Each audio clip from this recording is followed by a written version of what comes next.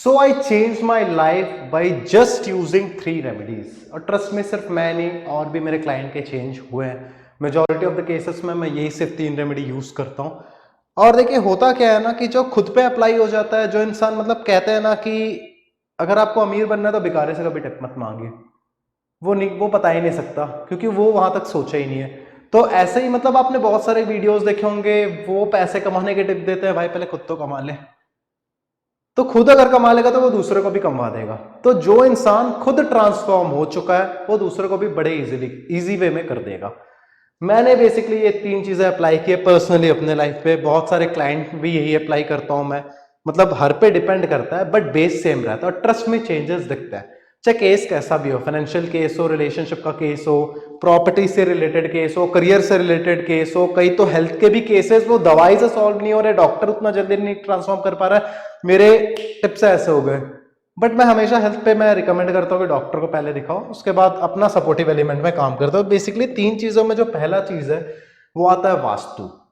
अब वास्तु को लोग सीधे ना बड़ा एक हवा बना के रख दिया है, ये बिल्डिंग तुड़वाओ, घर तुड़वाओ, दीवार तुड़वाओ। ऐसा कुछ नहीं होता यार। तो वास्तु का मतलब एकदम इजी वे में समझिए, मैंने हिंदी पे लिखा भी है, संगत का प्रभाव या फिर संगत का असर। और डेफिनेटली संगत का असर पड़ता है। यदि आप एक गधे को घोड़ों के बीच रख दोगे ना, उस पर घोड़ों की क्वालिटी आने लगेगी, वो एटलीस्ट गधों से तो तेज दौड़ेगी। और यदि आप एक घोड़े के मतलब रेसिंग घोड़े के बच्चे को भी यदि गधे के झुंड पे रख दोगे ना, तो एक समय बाद उसमें वैसे समझ रहे हो ना, कान बस घोड़े जैसे रहेंगे, बाकी काम रहेगा पूरे गधे जैसे। तो सेम ऐसे ही वास्तु का भी या फिर हमारे संगत का यहाँ कहने से मतलब है मेरा एनवायरमेंट। हमारे एनवायरमेंट या फिर आसपास के चीजों का हम पर बहुत ज्यादा असर पड़ता है। मेरे जब क्लाइंट में से बात करते हैं ना, मैं उनसे बातों बात में बताते रहता हूँ आपको ये चीज वहां रखा होगा, यहाँ पर ये चीज है। वो लोग जादू समझते हैं, एक्चुअली ऐसा जादू नहीं होता है। वो बस वही बोलते हैं जो उनका घर बोलवाता है, उनके सराउंडिंग जैसे बुलवाएगी वो चीज उनके में अप्लाई होगी। तो सेम ऐसे ही होता है वास्तु भी। क्योंकि देखिए अब एग्जांपल आप एक समझिए, body and mind are interrelated, okay. Same physical environment is also interrelated to you and your thought process. जैसे हमारी बॉडी और हमारा माइंड एक दूसरे से इंटर रिलेटेड है, सेम हमारा बॉडी और हमारे आसपास इर्द गिर्द की चीजें हमसे रिलेटेड है या फिर इंटर रिलेटेड आप कह सकते हो। एग्जाम्पल के तौर पे इजी वे में समझिए, आप कभी नोटिस करिएगा, आप एक बंद कमरे में बैठ जाइएगा, चारों तरफ से पैक हो, डार्क हो, या फिर काला कलर का पुताई कर मतलब काला रंग का पूरा कमरा अंदर से, या फिर अंधेरा हो, बंद कमरा बिना खिड़की दरवाजे के, भले एसी वैसी कुछ भी क्यों ना हो बट पैक कमरा रहेगा, आप वहां पर ना 4-5 घंटे से ज्यादा बैठ के बता दीजिए, डिप्रेशन में इंसान चले जाएगा। नहीं भी जाएगा ना तो उसकी सोच वैसे पैक होते जाएगी, बड़ा इरिटेट मतलब होता है ना कि एकदम दिन भर इरिटेट रहना, वैसे वाला सीन आ जाएगा। वहीं आप एक ऐसे रूम में बैठिए, भले छोटा सा रूम हो, ठीक है, एकदम छोटा सा रूम हो, लेकिन बढ़िया खिड़की दरवाजे हो, बाहर चिड़ियों के चहचहाने की आवाज आती हो, बाहर से सूरज की रोशनी आती हो, रात में चांद की रोशनी आती हो, या फिर लूनर बॉडीज की रोशनी आती हो, बाहर से एयर आर पार होता हो, वहां पर आप एसी मत भी लगाइए, एक तो पेड़ उगा दीजिए, लेकिन एक छोटे से कमरे, वैसे कमरे में आप रहेंगे, आपका माइंड वैसे काम करने लगेगा। आप देखेंगे आपके नए नए आइडियाज आने लगेंगे, नए नए थॉट प्रोसेस अच्छे अच्छे आने लगेंगे।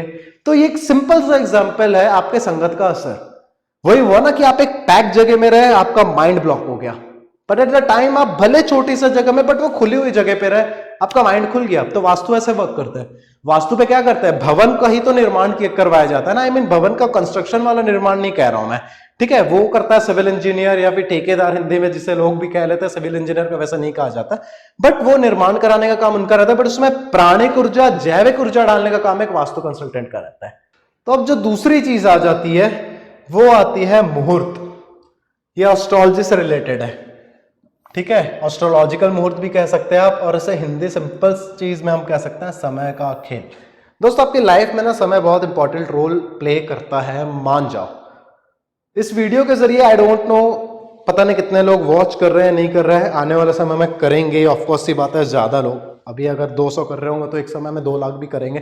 तो इस वीडियो के जरिए उन जितने लोग भी वॉच कर रहे हैं ना, उनको एक छोटी सी बात कहना चाहूंगा, जिनका समय अभी बुरा चल रहा है, थोड़ा सा भी खराब चल रहा है ना, पेशेंस रखो, चेंज होता है समय।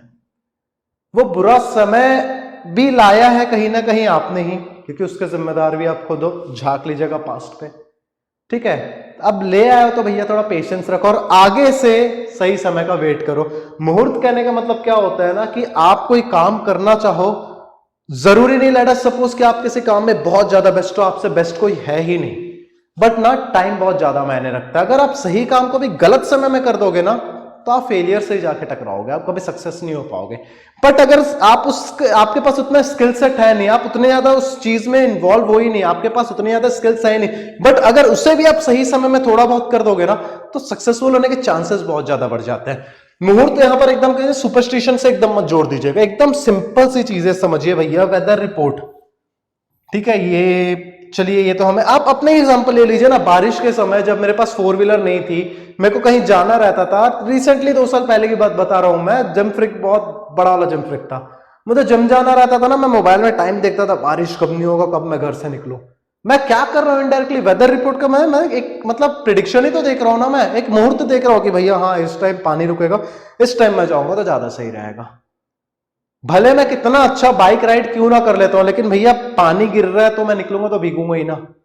तो मुझे सही मुहूर्त देखना, हाँ इस टाइम पानी नहीं गिर रहा है भैया, इस टाइम निकल जाऊंगा, मैं नहीं भीगूंगा। भले मेरे को बाइक एकदम प्रोफेशनल राइडर नहीं भी हूं, बट मैं पहुंच जाऊंगा। जब मैंने क्या किया, सही मुहूर्त देखा, सही टाइम देखा। किसान क्या करते हैं, किसान मुहूर्त ही तो देखते हैं। मुहूर्त इन द सेंस उन्हें पता रहता है कि भैया मुझे कब सीडिंग करनी है, इस मौसम में ये वाली सीड में लगाऊंगा तो ये मेरे को अच्छा रिजल्ट देगा। अब मुझे ज्यादा आइडिया नहीं है, बट बारिश के सीजन की जो बीज है वो अगर गर्मी में बो देगा, पेड़ ही नहीं उगेगा, मर जाएगा। जो ऑटम या गर्मी के समय वाली उगने वाली चीज है वो भरी बरसात में या फिर ठंड में बो देगा, कुछ रिजल्ट नहीं आएगा।